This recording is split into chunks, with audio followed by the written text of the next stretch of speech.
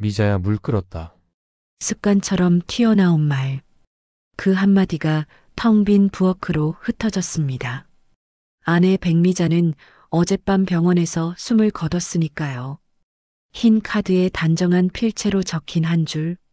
미자님을 진심으로 사랑했던 한 사람으로부터 저 미자 어르신과 같이 살았습니다. 2024년 가을. 좋은 채 드디어 이름을 찾았다. 입양 기록을 추적해서 겨우 당신의 이야기를 대신 울어드리는 오디오북 은빛 낭독실입니다. 오늘 들려드릴 이야기는 아내 장례식 날 배달된 꽃다발, 발신인은 남편이 아닌 숨겨진 동거인입니다. 평생을 함께 산 아내의 장례식장에서 처음 듣게 되는 이름, 처음 마주하는 젊은 여자, 그리고 진심으로 사랑했던 한 사람이라는 한 줄의 카드. 장례식장이라는 공간에서 가족과 비밀, 죄책감과 사랑이 뒤엉키는 조용하지만 가장 뜨거운 반전의 시간을 함께 걸어가 보겠습니다. 그럼 이야기 시작합니다. 대전 외곽, 낡은 단독주택. 오세훈은 부엌 형광등 아래 멍하니 서 있었습니다. 삑삑삑. 주전자가 울어댔지만 그는 한참이나 가스불을 끄지 못했어요. 손이 움직이지 않았습니다. 머릿속이 하얗게 비어버린 것처럼요. 미자야, 물 끓었다. 습관처럼 튀어나온 말. 그 한마디가 텅 빈 부엌으로 흩어졌습니다. 아내 백미자는 어젯밤 병원에서 숨을 거뒀으니까요. 뒤늦게 정신을 차리고 가스불을 껐습니다. 주전자에서 김이 모락모락 피어올랐어요. 오세훈은 그 김을 물끄러미 바라봤습니다. 마치 아내의 영혼이 피어오르는 것처럼 느껴졌죠. 천천히 거실로 걸어갔습니다. 발걸음이 무거웠어요. 30년 넘게 살아온 이 집이 처음으로 낯설게 느껴졌습니다. 냉장고 옆에 붙은 1990년대 놀이동산 가족사진이 눈에 들어왔어요. 롯데월드였던가, 에버랜드였던가, 환하게 웃던 미자의 얼굴. 이제 다시는 볼 수 없는 그 웃음이었습니다. 거실 구석, 보라색 다이얼식 전화기. IMF 직후 통신사 사은품으로 받아서 지금까지 쓰던 물건이었죠. 요즘 젊은 사람들은 다들 스마트폰을 쓰지만 오세훈과 미자에게는 이 전화기면 충분했습니다. 오세훈은 그 전화기를 물끄러미 바라봤습니다. 마지막 몇 달 밤마다 울리던 전화. 꼭 자정쯤이면 미자는 조용히 거실로 나와 작은 목소리로 받았어요. 응, 은채야, 엄마 괜찮아. 너무 자주 오지 말라니까. 은채. 오세훈은 몇 번이나 그 이름을 들었습니다. 하지만 한 번도 묻지 않았어요. 일부러요. 병원 친구겠지. 같은 병동 환자 보호자겠지. 그렇게 짐작만 했을 뿐입니다. 아니, 짐작하고 싶었던 겁니다. 더 이상 알고 싶지 않았으니까요. 문득 아내의 방 문이 보였습니다. 오세훈은 천천히 문고리를 잡았어요. 차갑고 딱딱한 금속의 감촉이 손바닥에 전해졌습니다. 문을 열었어요. 미자가 좋아하던 핸드크림 향기가 코끝을 스쳤습니다. 침대는 깨끗하게 정돈돼 있었어요. 병원에 입원하기 전 미자가 마지막으로 정리했던 그대로였습니다. 침대 맡에는 병원에서 가져온 비닐봉지, 약 봉투, 그리고 얇은 노트 한 권이 놓여 있었습니다. 장미 그림이 그려진 오래된 문구점 스타일의 공책이었어요. 오세훈은 그 노트를 향해 손을 뻗었습니다. 떨리는 손끝이 공책 표지에 닿았어요. 하지만 펼치지 못했습니다. 지금 펼치면 뭔가가 바뀔 것 같았어요. 알고 싶지 않은 것, 알아서는 안 될 것들이 그 안에 적혀 있을 것만 같았습니다. 30년을 함께 살았지만 미자에게도 자신만의 비밀이 있을 수 있다는 걸 오세훈은 알고 있었습니다. 아니, 알고 있다고 생각했어요. 그래서 그대로 뒀습니다. 아직은요. 거실로 돌아와 브라운관 텔레비전을 켰어요. 주말 재방송 드라마가 묵음처럼 흘러나왔습니다. 화면 속 사람들은 울고 웃었지만 오세훈의 집은 너무 조용했어요. 시계 초침 소리만 째깍째깍. 밤이 깊어갈수록 묘한 안도감이 밀려왔습니다. 내일이면 장례식장으로 옮겨지고 사람들로 붐빌 거예요. 친척들이 모여들고 동네 사람들이 조문을 올 겁니다. 혼자 있는 이 집에서 벗어날 수 있다는 게 조금은 다행처럼 느껴졌습니다. 혼자라는 게 이렇게 무서운 줄 몰랐습니다. 그런데 바로 그때였어요. 따르르릉. 보라색 전화기가 울렸습니다. 자정을 알리는 시계 종소리와 함께요. 오세훈의 심장이 철렁 내려앉았습니다. 이 시간에 전화라니. 혹시 병원에서? 아니, 이미 미자는 떠났는데. 떨리는 손으로 수화기를 들었어요. 여보세요. 숨소리가 들렸습니다. 가늘고 떨리는 숨소리. 저기 미자 어르신. 젊은 여자의 목소리였어요. 20대, 아니 30대쯤 될까요? 불안하고 조심스러운 목소리였습니다. 은채 씨, 오세훈이 조심스럽게 물었습니다. 네, 혹시 어르신께서 목소리가 흔들렸어요. 울먹이는 소리가 섞여 있었습니다. 이미 알고 있는 것 같았어요. 그래도 확인하고 싶었던 거겠죠. 어제 돌아가셨습니다. 오세훈의 말에 전화기 너머로 흐느끼는 소리가 들렸어요. 억누르려 해도 새어나오는 그런 울음이었습니다. 한참 동안 아무 말도 없었어요. 그저 우는 소리만이 수화기를 타고 흘러왔죠. 얼마나 지났을까요? 장례식장 어디세요? 가까스로 정신을 추스른 듯한 목소리였습니다. 대전 시내 한빛 장례식장입니다. 내일 아침부터. 감사합니다. 꼭 찾아뵐게요. 뚝. 전화가 끊어졌습니다. 오세훈은 한참 동안 수화기를 귀에 댄 채 서 있었어요. 뚜하는 신호음만이 귓가를 울렸습니다. 천천히 수화기를 내려놓았습니다. 은채, 대체 누구일까요? 왜 이렇게 슬퍼하는 걸까요? 병원 친구치고는 너무 절절한 슬픔이었습니다. 오세훈은 다시 아내의 방을 바라봤습니다. 침대맡에 노트가 희미한 불빛 아래 놓여 있었어요. 답은 저 안에 있을 겁니다. 하지만 오세훈은 여전히 그것을 펼칠 용기가 없었습니다. 내일이면 알게 될까요? 아니, 알고 싶은 걸까요? 긴 밤이 계속됐습니다. 형광등 하나가 깜빡거렸고 시계는 째깍째깍 소리를 냈어요.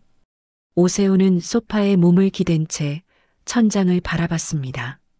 내일이면 모든 게 시작될 겁니다.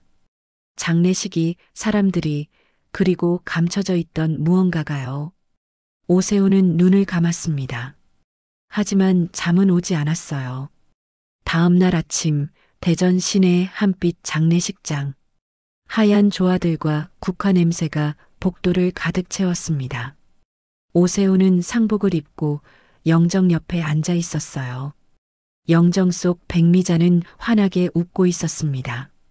10년 전쯤 동네 사진관에서 찍은 사진이었죠. 형님, 힘내세요. 언니 참 고우셨는데. 친척과 이웃들이 끊임없이 드나들었습니다. 동네 슈퍼 사장, 경로당 친구들, 새마을 금고, 봉사 모임 아주머니들까지 모두들 백미자를 기억하고 있었어요. 밥 잘 챙겨주고 김장하면 나눠주고 동네 잔치 열면 앞장서던 사람으로요. 오세훈은 고개를 숙이며 인사를 받았습니다. 마음 한구석에서는 계속 어젯밤 전화 목소리가 맴돌았어요. 은채, 그 여자는 올까요? 오후 2시쯤이었을 겁니다. 조문객이 잠시 끊긴 틈 검은 양복의 장례식장 직원이 허리를 굽히며 다가왔어요. 상주분, 이거 지금 막 배달된 꽃다발입니다. 오세훈은 고개를 갸웃했습니다. 이미 조화는 충분했어요. 늦게 도착한 친척인가 싶어 명함을 찾았습니다. 그런데 꽃다발에는 명함 대신 작은 카드 한 장만 끼워져 있었어요. 흰 카드에 단정한 필체로 적힌 한 줄. 미자님을 진심으로 사랑했던 한 사람으로부터. 오세훈의 손이 굳었습니다. 필체는 단정하고 어딘가 여성스러웠어요. 이름은 없었습니다. 어머, 이름이 없네. 옆에서 지켜보던 동네 아주머니의 목소리였습니다. 순식간에 몇 명이 더 모여들었어요. 요즘은 뭐 늦바람도 난다잖아. 그 얼굴 곱던 미자씨 몰라. 비밀 연애했을지도. 진심으로 사랑했던 사람이래. 이거 심상치 않은데? 수군거림이 시작됐습니다. 농담 반 진담 반, 호기심 가득한 눈빛들이 꽃다발을 향했어요. 장례식장 안 공기가 묘하게 달라졌습니다. 오세훈은 카드를 손에 쥔 채 아무 말도 하지 못했어요. 진심으로 사랑했던 한 사람.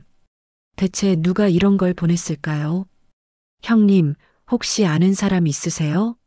사촌 동생이 조심스럽게 물었습니다. 모르겠네. 짧은 대답이었어요. 더 이상 말하고 싶지 않았습니다. 그때였습니다. 조용히 문이 열렸어요. 검은 코트를 입은 젊은 여자가 들어섰습니다. 35쯤 돼 보였어요. 머리를 단정히 묶고 작은 검은 가방 하나만 들고 있었습니다. 여자는 영정을 보는 순간 숨이 턱 막힌 표정을 지었어요. 입술이 파르르 떨렸습니다. 눈가가 금방이라도 무너질 것처럼 붉어졌죠. 그리고 아무 말 없이 상주석 앞에 곧게 서서 깊게 절을 했습니다. 한 번, 두 번, 세 번. 장례식장이 조용해졌습니다. 모두의 시선이 그 여자에게 쏠렸어요. 저 아가씨 누구야? 친척 같진 않은데 근데 꽃다발 온 시각이랑 딱 맞는 거 봤지? 속삭임이 번져나갔습니다. 여자는 천천히 고개를 들어 오세훈을 바라봤어요. 눈빛이 흔들렸습니다. 무언가 말하고 싶은데 차마 입 밖으로 내지 못하는 그런 눈빛이었어요. 오세훈도 그녀를 바라봤습니다. 어젯밤 자정의 전화 목소리가 떠올랐어요. 은채 씨, 작게 물었습니다. 여자의 눈이 커졌어요. 고개를 작게 끄덕였습니다. 바로 그 순간 주변의 수군거림이 더 커졌습니다. 어머, 저 아가씨가 은채래. 혹시 저 애가 꽃 보낸 거 아니야? 젊고 예쁜 애 미자씨가 그런 취향이었나? 말들이 꼬리에 꼬리를 물었어요. 진실은 아무도 모르면서 상상은 점점 더 커져만 갔습니다. 좋은 채는 그 시선들을 견디지 못하고 고개를 숙였어요. 작은 목소리로 말했습니다. 저는 병원에서 미자 어르신 도와드리던. 그 말이 채 끝나기도 전에 누군가 중얼거렸습니다. 요즘은 돌봄 서비스도 젊은 애들이 온다더라. 근데 저렇게 우는 거 보면 그냥 일로만 본 사이는 아닌 것 같은데? 오세훈은 주먹을 꽉 쥐었습니다. 카드를 든 손에 힘이 들어갔어요. 진심으로 사랑했던 한 사람.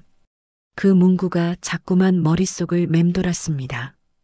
은채는 더 이상 그 자리에 있을 수 없다는 듯 조용히 몸을 돌렸어요. 장례식장 구석 휴게실 쪽으로 걸어갔습니다. 어깨가 작게 떨리고 있었어요. 오세훈은 그 뒷모습을 물끄러미 바라봤습니다.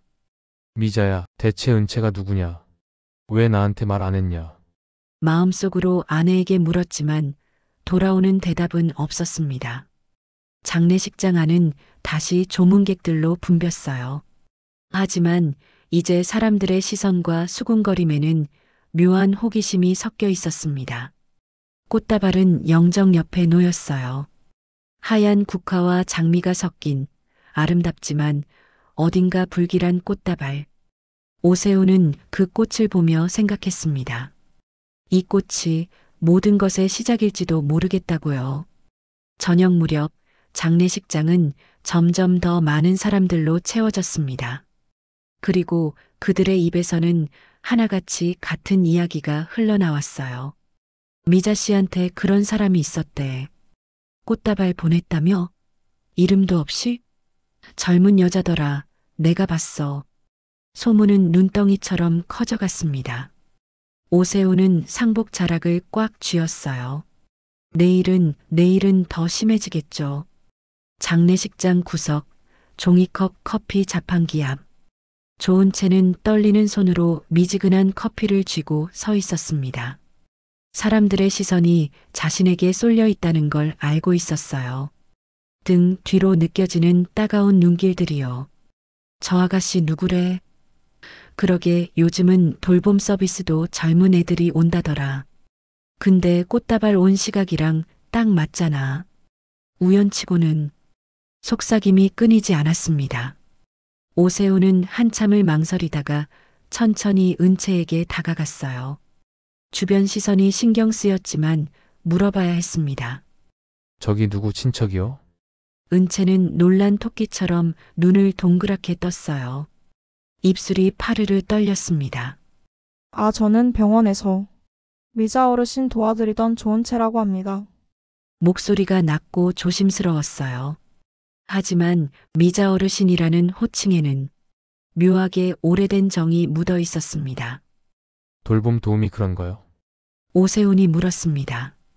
네, 보호자분께는 말씀드리지 말라고 하셔서 죄송합니다. 은채는 고개를 깊이 숙였어요. 그 순간 오세훈의 머릿속에 몇 달 전 기억이 떠올랐습니다. 아내가 병원에서 퇴원한 뒤 툭 던지듯 했던 말이요. 친구가 가끔 와서 도와줄 거야. 친구.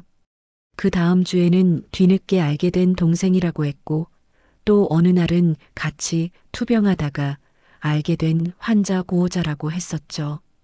미자는 여러 번 설명을 바꿨습니다. 그때도 오세훈은 더 묻지 않았어요. 알고 싶지 않았으니까요. 그럼 몇 달이나 도와주신 거요? 3달 정도요, 병원 다니실 때부터. 은채의 대답에 오세훈은 고개를 끄덕였습니다. 더 물어보고 싶었지만 주변 시선이 너무 많았어요. 고맙소. 미자가 많이 의지했나 보네. 짧은 대화였습니다. 하지만 그 짧은 대화를 지켜보던 사람들의 눈빛은 점점 더 날카로워졌어요. 저녁이 되자 상주와 남자 친척들이 작은 방에 모여 술자리를 열었습니다. 스테인리스 식판 위에 멸치볶음과 김치가 놓였어요. 소주잔이 오갔습니다. 형님, 그 아가씨 뭐래요? 사촌 동생 하나가 소주를 따르며 물었습니다. 돌봄 도우미래. 아, 그래요? 근데 좀 이상하지 않아요?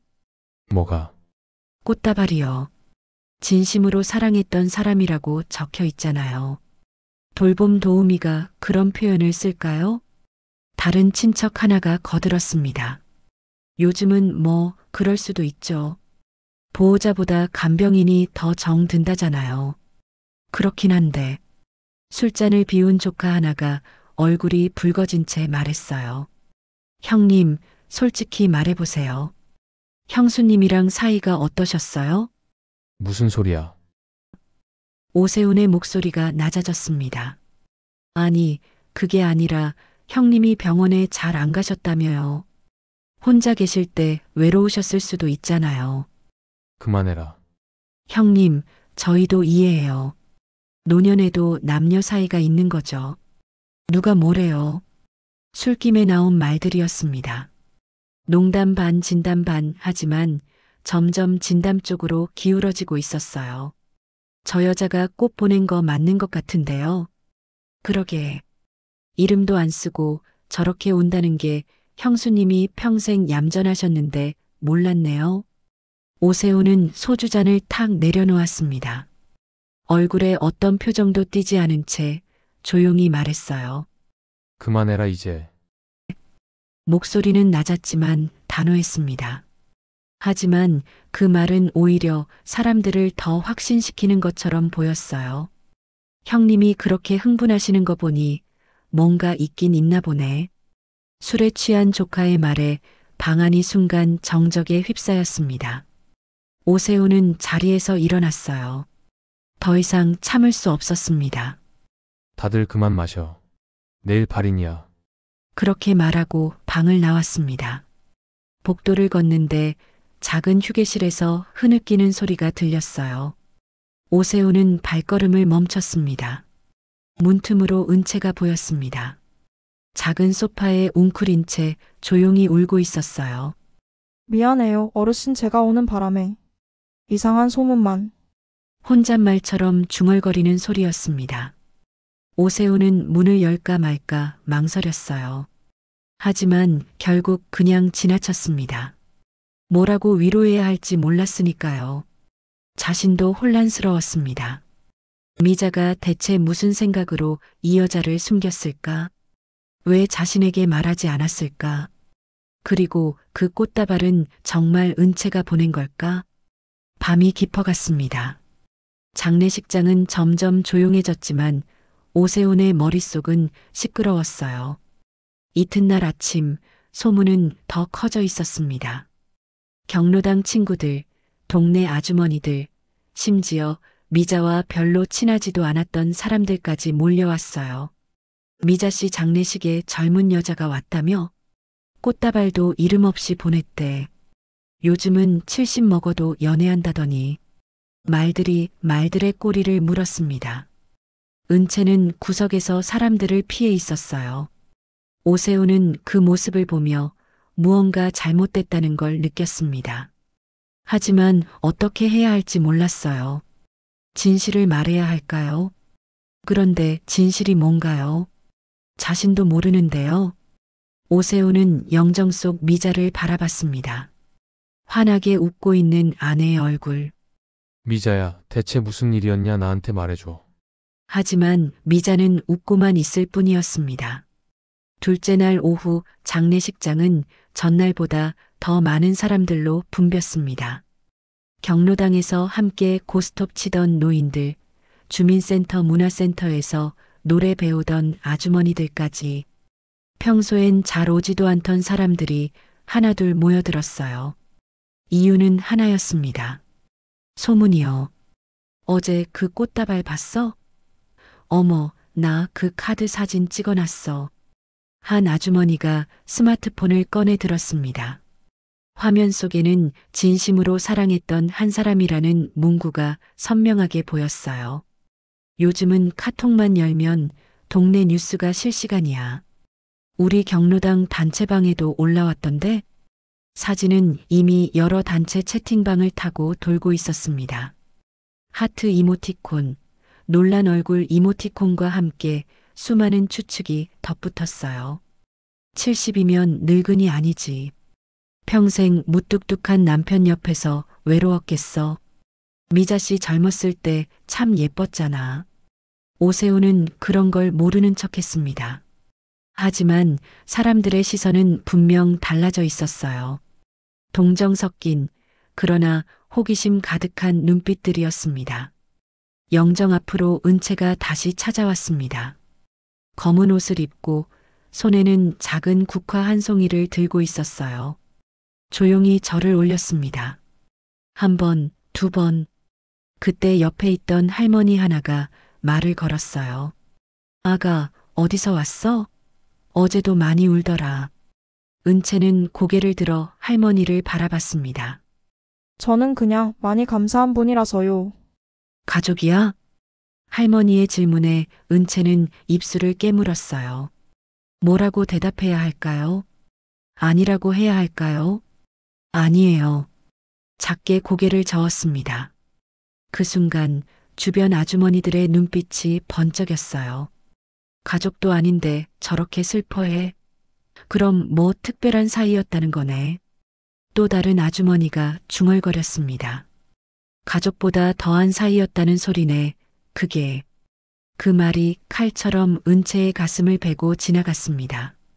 은채는 더 이상 견딜 수 없다는 듯 자리를 떠났어요.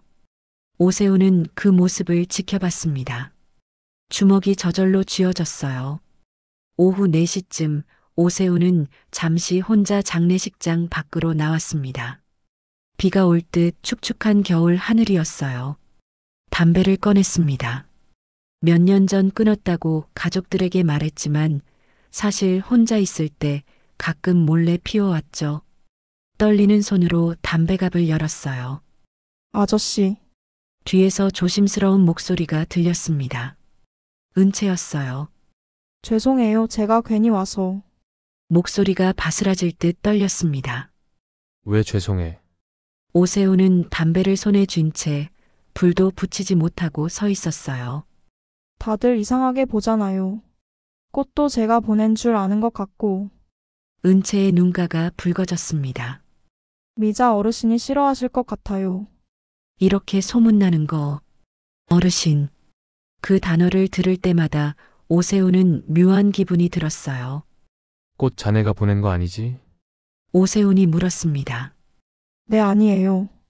은채가 고개를 저었어요. 저는 그냥 국화 한 송이만 사왔어요. 꽃다발은 누가 보냈는지 저도 몰라요. 짧은 침묵이 흘렀습니다. 오세훈은 은채를 바라봤어요. 젊은 여자였습니다. 자신의 딸뻘 되는 나이였죠. 그런데 왜 미자는 이 여자를 숨겼을까요? 자네가 미자를 많이 좋아했나 보네. 네, 정말 좋은 분이셨어요. 은채의 목소리에 진심이 묻어 있었습니다. 처음 만났을 때 저한테 밥 먹었냐고 물으셨어요. 병원 침대에 누워 계시면서도요. 그게 미자답지. 오세훈이 작게 웃었어요. 쓸쓸한 웃음이었습니다. 자네 미자랑 얼마나 자주 만났어? 일주일에 서너 번요. 병원 다니실 때 모시고 갔다가 집까지 바래다 드리고. 그 정도면 나보다 더 자주 만난 거네. 오세훈의 말에 은채는 아무 대답도 하지 못했어요. 그 짧은 대화 속에서 둘 사이에 이상한 동맹 같은 게 생겼습니다. 누구도 믿지 않는 진실을 둘만 알고 있는 사람들처럼요. 은채가 꽃을 보내지 않았다는 것. 하지만 그 누구도 믿지 않을 거라는 것. 아저씨, 은채가 조심스럽게 입을 열었어요. 제가 내일 발인 끝나면 떠날게요. 더 이상 폐 끼치고 싶지 않아서요. 자네 마음대로 하게. 오세훈은 그렇게 말했지만 어딘가 찜찜했습니다. 미자가 그토록 아꼈던 사람을 이렇게 보내도 되는 걸까요? 둘은 말없이 서 있었어요. 겨울바람이 차갑게 불어왔습니다. 그러나 장례식장 안에서는 그 둘을 향한 시선과 소문이 더욱 짙어지고 있었습니다. 밖에서 둘이 뭐 하는 거야? 담배 피우면서 얘기하던데. 저것 봐. 뭔가 있는 거 맞잖아. 이야기는 이미 사실처럼 굳어져 가고 있었어요. 오세훈과 은채가 안으로 들어왔을 때 사람들의 눈빛은 더욱 날카로워져 있었습니다. 형님, 저 여자랑 무슨 얘기하셨어요? 사촌 동생이 물었어요. 별거 아니네. 별거 아닌데 저렇게 오래 얘기해요? 말들이 꼬리를 물었습니다. 오세훈은 더 이상 대답하지 않았어요. 대답할수록 더 꼬이는 것 같았으니까요. 밤이 되자 소문은 눈덩이처럼 불어나 있었습니다. 장례식 마지막 날 저녁. 입관을 마치고 곧 운구를 준비해야 하는 시간이었습니다. 조문객이 뜸해진 틈을 타 장례식장 한쪽 빈 방에서 작은 가족회의가 열렸어요. 사촌, 조카, 몇몇 가까운 친척들이 둘러앉았습니다. 그들 앞에는 문제의 꽃다발이 놓여 있었어요. 형님, 이거 그냥 넘어가시게요? 사촌 동생이 조심스럽게 입을 열었습니다. 뭘 넘어가. 오세훈의 목소리는 지쳐 있었어요. 아니, 그래도 고인이신데 마지막인데 뭔지는 알고 가셔야 하지 않겠어요. 누군가는 진심으로 걱정하는 얼굴이었고 누군가는 막장 드라마의 마지막 회를 기다리는 시청자처럼 눈이 반짝였습니다. 간병인이면 더더욱 그럴 수 있지 않습니까? 한 조카가 말했어요. 젊고 정들고. 형님이 병원에 잘 안 가셨다면서요? 외로우셨을 수도. 그만해. 오세훈이 낮게 말했습니다. 요즘 세상이 어떤 세상인데요? 다 돌보는 사람 따로, 마음 주는 사람 따로잖아요. 말들이 꼬리를 물었어요. 하나둘씩 쌓여가는 추측들이 점점 더 구체적으로 변해갔습니다. 오세훈은 한동안 침묵하다가 자리에서 벌떡 일어났습니다. 그만해라, 이제. 목소리가 떨렸어요. 눈빛은 붉게 충혈돼 있었습니다. 형님이 이렇게 흥분하시는 것도 뭔가 있으니까 그런 거 아닙니까? 술에 취한 조카 하나가 던진 말이 방 안 공기를 찢었습니다. 바로 그 순간이었어요. 문가에서 누군가 작게 숨을 삼키는 소리가 들렸습니다. 모두가 고개를 돌렸어요. 은채였습니다. 물컵을 가지러 온다는 핑계로 복도를 지나다가 살짝 열린 문틈으로 대화를 들어버린 거였죠. 창백한 얼굴로 서 있었어요. 저 죄송합니다. 은채의 목소리가 떨렸습니다. 모두의 시선이 동시에 은채에게 꽂혔어요. 방 안에 있던 사람, 방 밖에서 듣고 있던 사람, 소문을 즐기던 사람, 소문에 질린 사람 모두요. 들으려고 한 건 아니에요, 그냥. 그래, 저 아가씨 맞잖아. 누군가 속삭였습니다. 꽃도 저 애가 보냈을 거야. 은채의 얼굴이 하얗게 질렸어요. 저 아니에요, 정말 아니에요. 짧은 항변이었습니다. 하지만 아무도 듣지 않는 변명처럼 들렸어요. 그때였습니다. 장례식장 직원이 황급히 방으로 들어왔어요. 상주분, 죄송합니다만 이 꽃다발 관련해서 확인할 게 있어서요. 직원이 내민 것은 꽃다발 카드의 뒷면 사진이었습니다. 카드를 떼어내는 과정에서 뒷면에 작은 글씨가 비쳐 보였던 거예요. 조 장의사님께 늘 부탁드립니다. 같은 문구로 제이. 직원이 머리를 극적였습니다. 저희 장례식장이랑 오래 거래하시는 분들이 가끔 이렇게 미리 예약을 해두시거든요. 돌아가시면 특정 문구로 꽃을 보내달라고요. 순간 방 안에 정적이 내려앉았습니다. 그럼 이게 이번만의 일이 아니었다는 거네요? 누군가 중얼거렸어요. 네. 기록을 보니까 몇 년 전부터 꾸준히 같은 문구로 주문이 들어왔더라고요. 다만 배달은 이번이 처음이고요. 직원의 설명에 사람들의 눈빛이 요동쳤습니다. 몇 년 전부터요? 그럼 오래전부터 관계가 있었다는. 의심은 방향을 잃었어요. 그 혼란 속에서 가장 먼저 부서져 내린 사람은 은채였습니다. 은채는 무언가 결심한 듯 천천히 오세훈을 바라봤어요. 저 사실은요. 목소리가 떨렸습니다. 저 미자 어르신과 같이 살았습니다. 방 안의 공기가 멈췄어요. 병원 옆 고시원 방에서 몇 달간. 뭐, 같이 살았다고? 사람들의 눈빛이 일제히 번쩍였습니다. 같이 살았다는 말 하나로 모든 상상이 최악의 방향으로 뛰어올랐어요. 어르신 혼자 계시기 힘드실까봐 제가 옆방을 얻어서 아침 저녁으로 챙겨드렸어요. 은채가 급하게 설명했지만 이미 늦었습니다. 같이 살았으면 같이 산 거지. 무슨 고시원이면 방 하나에 둘이 아니. 어떻게 그럴 수가. 말들이 폭발했어요. 오세훈의 심장도 내려앉았습니다. 왜 미자는 이런 것까지 숨겼을까요? 왜 자신에게 말하지 않았을까요? 형님도 모르셨어요? 사촌 동생이 물었습니다. 몰랐네. 오세훈의 대답에 방 안이 다시 술렁였어요. 남편도 모르게 젊은 여자랑 같이 살다니 이게 대체 무슨. 은채는 고개를 떨구고 서 있었습니다. 어깨가 작게 떨렸어요. 오세훈은 은채를 바라봤습니다. 떨리는 어깨, 붉어진 눈가, 깨물고 있는 입술. 그 모습이 왠지 미자와 닮아 보였어요. 말하지 못하고 숨기고 혼자 견디는 모습이요. 다들 나가주게. 오세훈이 말했습니다. 형님? 나가라고. 나 혼자 있고 싶네. 천천히 사람들이 방을 나갔어요. 은채도 나가려다가 오세훈이 불렀습니다.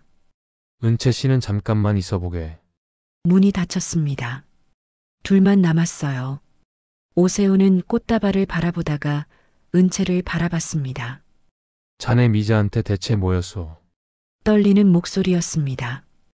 은채는 입술을 깨물었어요. 대답할 수 없었습니다. 아직은요. 밖에서는 여전히 수군거리는 소리가 들렸습니다. 모든 게 무너지고 있었어요. 장례를 마치고 장지에서 돌아온 밤, 집은 다시 조용해졌습니다. 오세훈은 거실 소파에 멍하니 앉아 있었어요. 상복을 벗어 의자에 걸쳐 놓았지만 몸은 여전히 무거웠습니다. 발인 내내 사람들의 수군거림이 귓가를 떠나지 않았어요. 젊은 여자랑 같이 살았대. 남편도 몰랐대. 뭔가 있는 거 맞아. 오세훈은 고개를 저었습니다. 이제 알아야 했어요. 미자가 대체 무슨 비밀을 품고 살았는지요. 천천히 일어나 아내의 방으로 걸어갔습니다. 문고리를 잡은 손이 떨렸어요. 문을 열었습니다. 여전히 핸드크림 향기가 남아 있었어요. 침대는 깨끗하게 정돈돼 있었고 머리맡에는 그 노트가 놓여 있었습니다. 장미 그림이 그려진 오래된 줄노트. 이번에는 피하지 않았어요. 떨리는 손으로 노트를 집어들었습니다. 생각보다 묵직했어요. 한 사람의 평생이 담긴 무게였습니다. 첫 장을 넘겼습니다. 지나치게 단정한 그러나 서툰 글씨가 눈에 들어왔어요. 1983년 봄. 그 애를 보냈다. 미안하다, 우리 딸. 오세훈의 심장이 쿵 내려앉았습니다. 1983년. 그 애는 둘이 막 결혼을 약속했던 해였어요. 단칸방 월세, 연탄 아궁이, 겨울이면 얼어붙는 수도꼭지. 그런 곳에서 라면을 나눠 먹으며 꿈꾸던 시절이었습니다. 언젠가 우리도 애 낳고 집 사고 차 사자. 그때 미자는 그저 웃기만 했었죠. 우리 딸, 미자에게 아이가 있었단 말인가요? 손이 떨렸지만 페이지를 넘겼습니다. 그 사람은 말렸다. 이 사회에서 그런 애를 데리고 결혼할 수 없다고. 미혼모의 아이를 데리고 시집갈 수 있냐고. 나도 알았다. 알고 있었다. 오세훈의 숨이 막혔어요. 그 사람, 자신을 말하는 겁니다. 하지만 마음이 찢어지는 것 같았다. 갓 태어난 아기를 안았을 때, 작고 따뜻한 숨결을 느꼈을 때, 이 세상 그 무엇보다 소중했다. 대전 위탁시설에 잠깐 맡겼다. 일주일만 생각을 정리하겠다고. 하지만 그 일주일 사이 서울의 입양기관으로 보내졌다는 말만 들었다. 다음 페이지로 넘어갔어요. 이름도 제대로 지어주지 못했다. 출생신고도 하지 못했다. 그저 여아라고만 적힌 종이 한 장. 언젠가 다시 찾을 수 있을까? 볼펜 자국이 깊게 파여 있는 한 줄이 보였습니다. 오빠는, 아니, 세훈 씨는 잊은 척하지만 나보다 더 많이 미안해한다. 그래서 평생 말을 아끼는 사람이 됐다. 나 때문에. 오세훈은 눈을 감았어요. 기억이 떠올랐습니다. 40년 전 어느 봄날 밤이었어요. 술에 취해 단칸방에 들어왔을 때 미자는 울고 있었습니다. 왜 울어? 그냥 조금 힘들어서. 무슨 일인데? 미자는 한참을 망설이다가 말했어요. 저기 만약에 말이야. 내가 애를 가졌다면 어떻게 할 거야? 뭐? 지금? 오세훈은 웃었습니다. 술 냄새가 진동했죠. 미자야, 우리 지금도 겨우 먹고 사는데 애까지 어떻게 키워? 나도 아빠 되고 싶지. 근데 현실을 봐야지. 그래, 그렇지. 조금만 기다려 내가 돈 좀 더 모으면. 그때 낳자 응? 미자는 고개를 끄덕였어요. 하지만 그 눈에는 이미 무언가 부서진 게 보였습니다. 며칠 뒤 미자가 말했어요. 나 친구 집에 좀 다녀올게. 일주일쯤. 그래 다녀와. 오세훈은 대수롭지 않게 대답했습니다. 일주일 뒤 돌아온 미자는 말라 있었어요. 뺨이 푹 꺼지고 눈빛은 텅 비어 있었습니다. 괜찮아? 응, 괜찮아. 그 뒤로 미자는 한 번도 아이 얘기를 꺼내지 않았어요. 오세훈도 묻지 않았습니다. 알고 싶지 않았으니까요. 알면 평생 죄책감에 시달릴 것 같았으니까요. 하지만 미자는 혼자 그 죄책감을 안고 40년을 살았던 겁니다. 오세훈은 다시 페이지를 넘겼어요. 중간중간 날짜가 띄엄띄엄 적혀 있었습니다. 1990년. 딸이 생겼으면 7살. 오늘 초등학교 앞을 지나갔다. 교복 입은 아이들이 웃으며 뛰어가는 걸 봤다. 우리 딸도 저렇게 웃고 있을까? 2000년. 17살. 고등학생이 됐을 나이. 어떤 꿈을 꾸고 있을까? 엄마를 원망하고 있을까? 2015년. 32살. 어디선가 엄마가 됐을지도 모른다. 나는 할머니가 됐을지도 모른다. 한 번도 안아보지 못한 내 딸의 아이를. 매 페이지마다 그리움이 묻어 있었어요. 평생 잊지 못하고 평생 미안해했던 흔적들이었습니다. 그리고 마지막 페이지. 최근 날짜의 글이 눈에 들어왔어요. 2024년 가을. 좋은 채. 드디어 이름을 찾았다. 입양 기록을 추적해서 겨우. 오세훈의 손이 떨렸습니다. 좋은 채. 내가 낳은 아이. 내가 버린 아이. 이제 35이 됐다. 병원에서 우연히 만났다. 돌봄 도우미로 일하고 있었다. 처음엔 몰랐다. 하지만 생년월일을 보는 순간 심장이 멎는 줄 알았다. 내 딸이었다. 눈물이 흘러내렸어요. 말할 수 없었다. 엄마라고 부를 자격이 없었다. 버린 사람이 무슨 자격으로. 그저 옆에 있고 싶었다. 마지막 몇 달이라도 딸 옆에서 밥을 먹고 딸의 목소리를 듣고 딸의 웃는 얼굴을 보고 싶었다. 오세훈은 노트를 꽉 쥐었어요. 마지막 페이지 큰 글씨로 적혀 있었습니다. 세훈 씨에게. 당신은 알고 있을 거예요. 말은 안 했지만 눈치챘을 거예요. 은채가 누군지. 당신이 내가 하고 싶은 대로 해라고 했을 때 고마웠어요. 내 마지막 부탁입니다.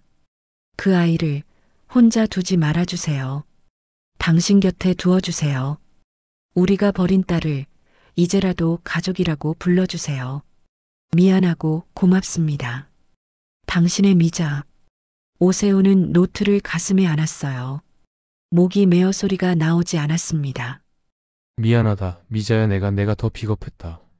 40년 전 25살의 자신이 떠올랐어요. 가난이 무서웠고 책임이 겁났고 도망치고만 싶었던 청년이었습니다. 평생 그 죄를 미자 혼자 짊어지게 했어요. 그리고 지금 40년이 지나서야 알았습니다. 자신에게 딸이 있었다는 것을요. 좋은 채. 오세훈은 한참 동안 노트를 안고 울었습니다. 다음 날 오후 대전 시립봉안당. 하얀 유리문을 밀고 들어가자 조용한 공기가 오세훈을 감쌌습니다. 복도 양쪽으로 수백 개의 유골함이 정렬돼 있었어요. 317번. 미자의 번호였습니다. 오세훈이 그곳에 다가가자 이미 누군가 서 있었어요.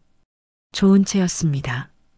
검은 코트를 입고 손에는 작은 국화 한 송이를 들고 있었어요. 유골함을 바라보는 그 뒷모습이 어딘가 미자와 닮아 보였습니다. 어르신, 은채의 속삭임이 들렸어요. 왜 저한테 끝까지 말 안 하셨어요? 저도 알고 싶었는데, 목소리가 떨렸습니다. 왜 저를 그냥 간병인으로 남겨두신 거예요? 한 번만이라도 엄마라고 불러보고 싶었어요.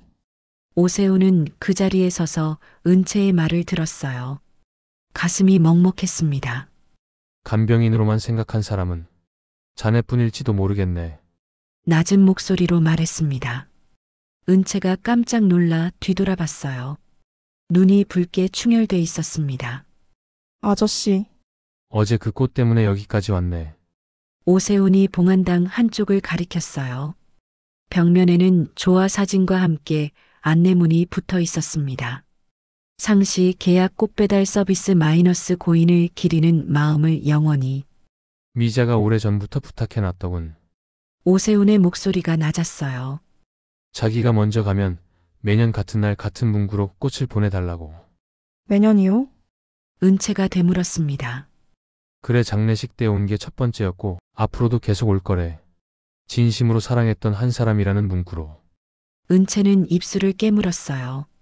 왜 그런 걸? 처음에는 나도 몰랐네. 누구한테 보내는 건지. 오세훈이 천천히 말을 이었습니다. 미자의 비밀 애인한테 보내는 건가, 내가 모르는 누군가한테 보내는 건가 싶었지. 사람들도 다 그렇게 생각했고. 저도요, 저도 그렇게 생각했어요. 은채가 고개를 숙였어요. 하지만 어젯밤 미자 일기를 읽고 알았네. 오세훈은 주머니에서 얇은 노트를 꺼냈습니다. 장미 그림이 그려진 미자의 일기장이었어요. 은채의 시선이 그 노트에 꽂혔습니다. 그 한 사람이 누군지는 미자가 아니라 자네 몫이라고 생각했겠지. 무슨 말씀이세요? 자네가 스스로 의미를 채우길 바랐던 거야. 그 꽃이 누구한테서 온 건지, 누구를 위한 건지. 잠시 침묵이 흘렀어요. 조은채 씨, 오세훈의 목소리가 낮게 떨렸습니다. 자네가 우리 둘이서 예전에 보내버렸던 그 아이라는 거 이제 알았네.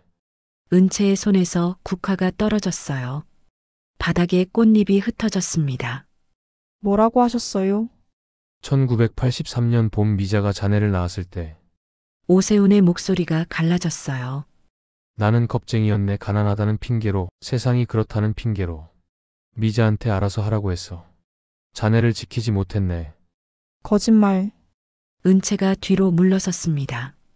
그럼 미자 어르신이 제 엄마였던 거예요? 미자는 평생 자네를 잊지 못했어. 일기마다 자네 생각이 적혀 있었네. 7살 때는 뭘 하고 있을까? 15살 때는 어떤 꿈을 꾸고 있을까? 오세훈의 말에 은채는 벽에 기댔어요.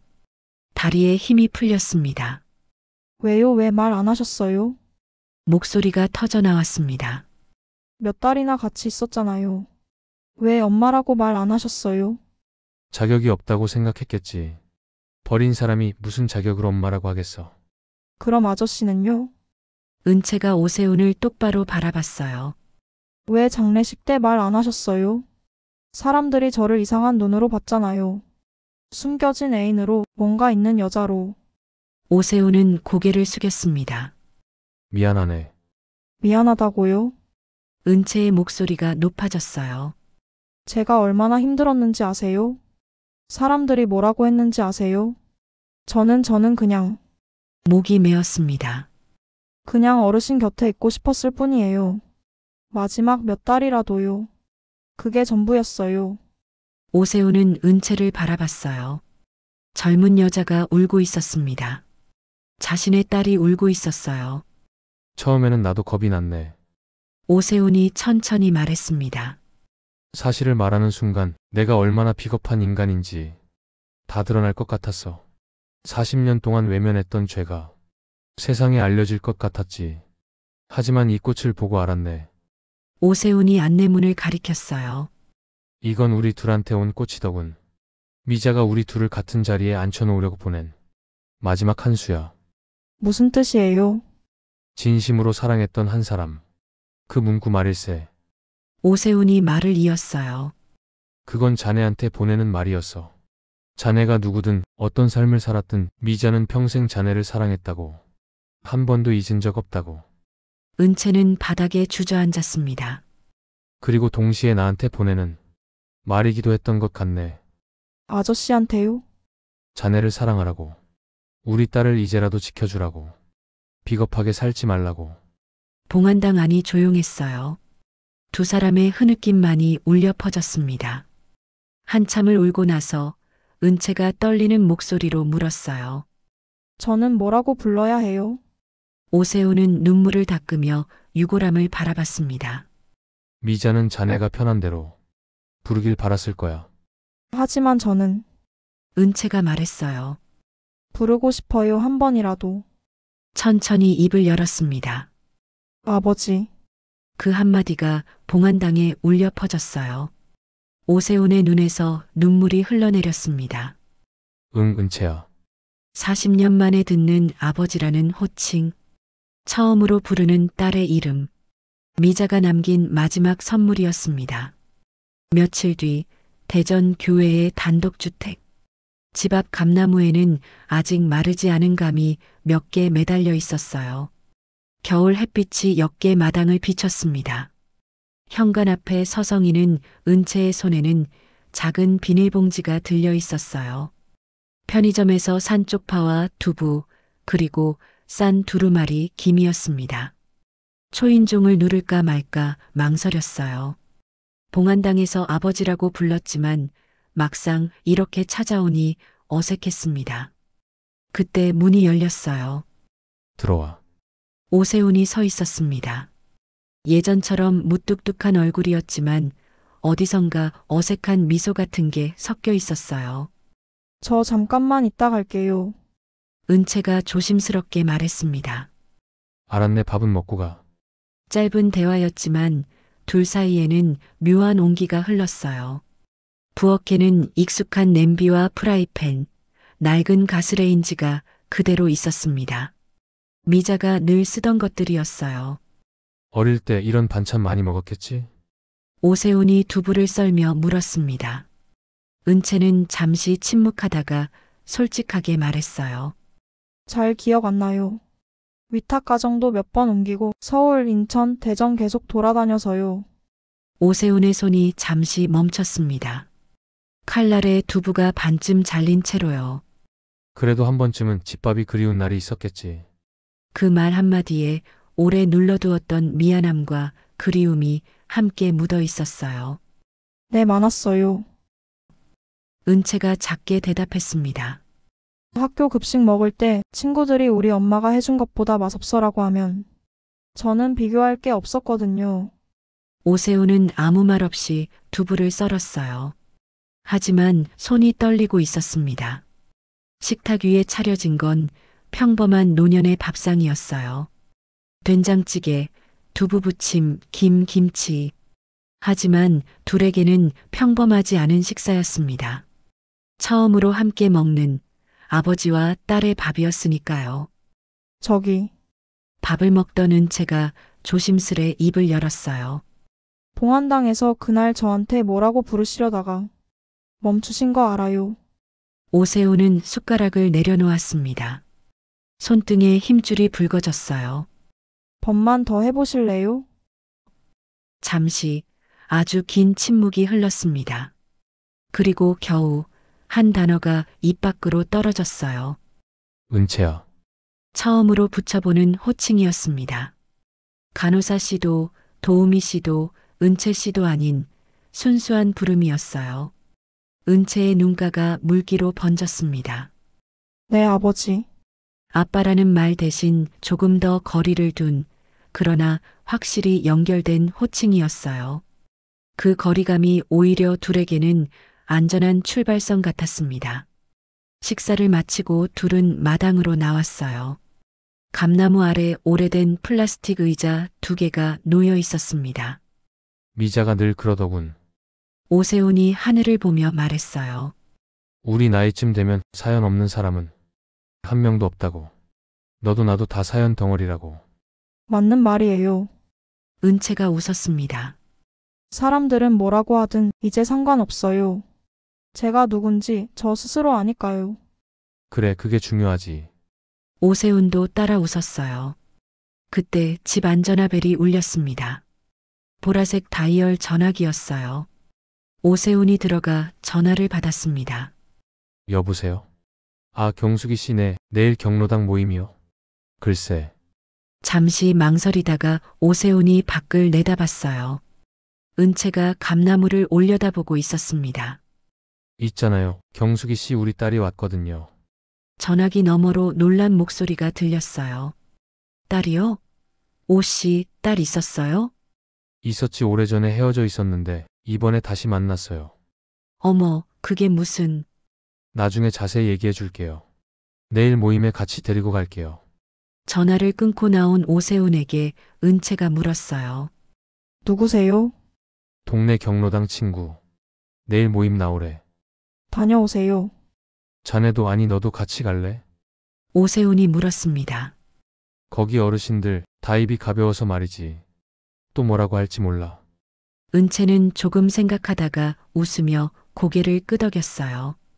괜찮아요. 이제 누가 뭐라고 해도 저한테 누군지 제가 아니까요.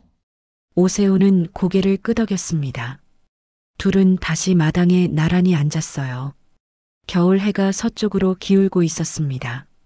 저기 아버지, 은채가 조심스럽게 불렀어요. 응. 어머니 방 그대로 두실 거예요? 글쎄 아직은 잘 모르겠네. 제가 가끔 와서 정리 도와드릴게요. 천천히요. 그래 고맙네. 시간은 여전히 흘러가고 있었습니다. 잃어버린 세월은 돌아오지 않지만 남은 세월에 무엇을 채울지는 이제 둘의 몫이었어요. 집 안으로 들어가니 거실 한쪽에 작은 액자가 새로 놓여 있었습니다. 젊은 시절 단칸방에서 찍은 오세훈과 미자의 흑백 사진이었어요. 그 앞에는 작은 국화 한 송이, 은채가 가져온 꽃이었습니다. 어머니 이제 편히 쉬세요. 은채가 사진을 향해 속삭였어요. 저 잘 지낼게요. 아버지랑 함께요. 오세훈은 그 모습을 물끄러미 바라봤습니다. 가슴 한쪽이 따뜻해졌어요. 아내 장례식 날 배달된 꽃다발은 결국 남겨진 사람들을 한자리에 앉히기 위한 미자의 마지막 편지였습니다. 진심으로 사랑했던 한 사람. 그 사람은 은채였고 오세훈이었고 그들 모두였어요. 겨울이 지나면 봄이 올 겁니다. 감나무에 새싹이 돋고 마당에 꽃이 필 거예요. 그때쯤이면 둘은 조금 더 자연스럽게 아버지와 딸로 살아가고 있겠죠. 늦었지만 시작된 가족이었습니다. 여기까지. 아내 장례식 날 배달된 꽃다발, 발신이는 남편이 아닌 숨겨진 동거인 이야기와 함께 하셨습니다. 한 송이 꽃다발이 밝혀낸 건 막장스러운 스캔들이 아니라 평생 말하지 못한 죄책감과 뒤늦게야 서로를 알아본 가족의 얼굴이었습니다. 우리 인생도 그렇지요.